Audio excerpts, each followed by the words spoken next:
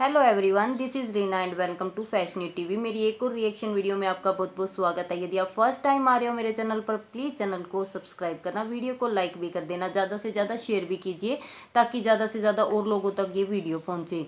आज बात करते हैं सपना चौधरी की। सपना चौधरी का आपने व्लॉग देखा होगा कि सपना ने ससुराल छोड़ दिया है। अब बहुत सारे ऐसे नेगेटिव कमेंट्स आ रहे हैं। 2 दिन पहले की वीडियो में पहले तो 1% थे, लेकिन अब ये बहुत ज़्यादा संख्या में बढ़ते जा रहे हैं। लोगों का कहना है कि सपना ने गलत किया है घर छोड़ के। उसका हक था उस घर पे, उसे रहना चाहिए था, लेकिन उसकी ज़िंदगी नरक से भी बेहतर हो गई थी। अब लोगों का यही लग रहा है कि उसने जाते टाइम ही वीडियो क्यों बनाई, या फिर उसने हक क्यों मांगा अपना। बाद में भी तो वो दे सकती थी, थोड़ा सा टाइम दे देती अपने ससुराल वालों को। तो उसको भी तो घर चाहिए ना। अपनी बेटियों को लेकर वो कहाँ जाएगी? 2 बेटियां हैं, उसको भी पढ़ाना है, लिखाना है। हाँ, उसका इनकम सोर्स है, हम भी मानते हैं, लेकिन अभी वो इस मेंटल स्थिति में नहीं है कि डेली व्लॉग डालें या उस चीज़ की वो उनको इनकम आई। जितनी भी इनकम आई थी वो तो उसके सास ससुर ने रख ली है। फिलहाल जो भी प्रॉपर्टी या जो भी उन्होंने बेची है उसका हिस्सा नहीं दिया है अभी तक सपना को। और यहाँ पर कह रहे हैं कि सास ससुर की भी काफ़ी बुरा हाल हो चुका है। उनकी जो सास है वो हॉस्पिटल में एडमिट है। लोगों का कहना है कि उन्होंने गांव वाले घर में शिफ्ट हो चुके हैं। वो शिवपुरी वाला घर उन्होंने बेच दिया है। बेचने का तो हमें नहीं पता, लेकिन लोगों ने यही कहा है कि उनकी वो टाइम पहले से प्लानिंग थी, वरना एक ही दिन में उन्होंने कैसे घर छोड़ दिया। एक ही दिन में उन्होंने अंशु के पापा को बुला दिया, जबकि इसकी कोई खैर खबर ही नहीं थी दोनों को। हाँ, ये चीज़ें मैटर करती है, क्योंकि इन दोनों को कोई भी खबर नहीं थी कि अगले दिन अंशु के पापा आने वाले हैं। उन्हें एक दिन पहले ही इस चीज़ का पता चला है, वरना 2 दिन पहले वो क्यों किचन शिफ्ट करती अपना, यदि उसको घर छोड़ना होता तो। वो इसी घर में रहना चाहती थी, लेकिन बहुत सारी ऐसी चीज़ें हैं जो अभी हमें नहीं पता है। लोगों का ये कहना है कि सपना है ना, वो सिंपैथी गेन कर रही है, और उसने बूढ़े सास ससुर की आज बहुत ज़्यादा बेइज्जती की है सोशल मीडिया के सामने। इन चीज़ों को लायक लेके आई है सामने। दूसरा, जो हस्बैंड इस दुनिया में नहीं रही है उसको बदनाम क्यों कर रही है वो। तो बहुत साल सहा उसने, बहुत सारी चीज़ें की उसने, लेकिन उसने सिर्फ अपनी फैमिली के लिए सब चीज़ें की। लेकिन यहाँ पर सोचने वाली बात ये भी है कि वो इतनी छोटी उम्र में रहते हुए सब कुछ सहन करती आई है, यहाँ तक कि अपने पेरेंट्स, रिश्तेदार, किसी को भी कुछ भी आज तक नहीं बताया। तो आप सोच सकते हो ना, हर तरफ से कोशिश तो लास्ट में सपना ने ही की है।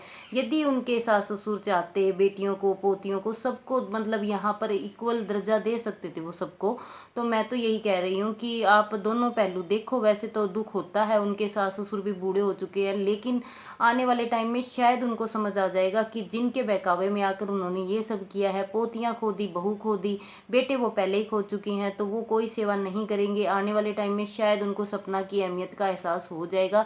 और सपना वैसे भी नरम दिल के, शायद आने वाले टाइम में वापस से अपने सास ससुर के साथ एक हो जाए, उनका दर्द देख के। क्योंकि आज तो लोगों के कहने से शायद उन्होंने ये स्टेप उठा लिया, उनको खुद को समझ नहीं है कि उनके साथ कितना बुरा हो सकता है।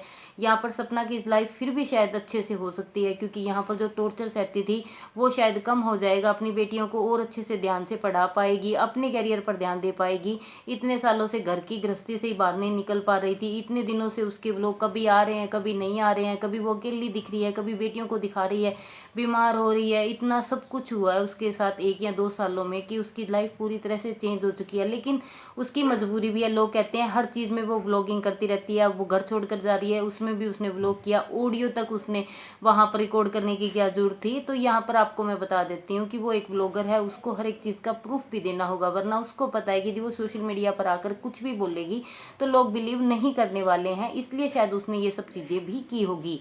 और रही बात ऑडियो की, तो ऑडियो में कहीं से भी उसके ससुर का ऐसा रवैया नहीं था कि बेटा तुम मत जाओ, सारा कुछ तेरा है, या थोड़ा सा टाइम दो, एक बार तुम यहाँ रुक जाओ, या तुम 2-4 दिन सोचो समझो फिर कोई डिसीजन लेना।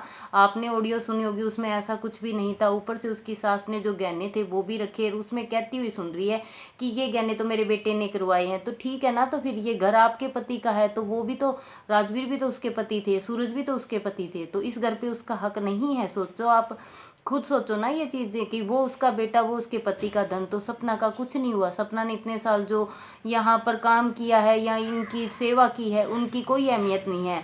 हाँ, एक चीज़ हो सकती है कि उन्होंने प्रॉपर्टी इसलिए नहीं दी होगी क्योंकि सपना के पास एक ज़रिया है, वो अभी कमा सकती है, वो खुद नहीं कमा सकते, वो बूढ़े हो चुके हैं, तो उनको लगता है कि मैं ये प्रॉपर्टी सब कुछ सपना को दे दें, शायद सपना वापस ना आए, कल को शादी कर ले। जो भी उनके माइंड में रिश्तेदारों ने, जिसने भी ये चीज़ बिठाई है, तो वो यही सोचकर शायद ये स्टेप उठा रहे होंगे कि सपना को सब कुछ दे देंगे तो शायद पता नहीं पोतियों के भी आए ना, या इस घर में वापस ना आ पाए। यदि हम प्रॉपर्टी रख लेंगे तो कभी ना कभी तो वो वापस आएगी।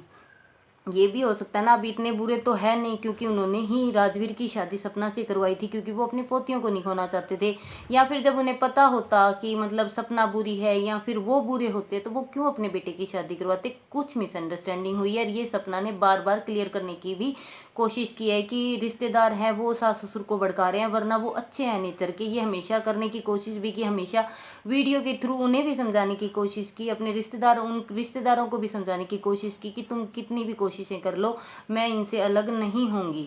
और ये चीज़ें हैं आज के टाइम पे बहुत सारे ऐसे होते हैं, चाहे वो प्रॉपर्टी का लालच मान लो या जो भी मान लो, लोग ऐसी चीज़ें आज भी करते हैं। आपका इस पर क्या कहना है कमेंट सेक्शन में ज़रूर बताना। वीडियो को लाइक करना, ज़्यादा से ज़्यादा शेयर भी करना।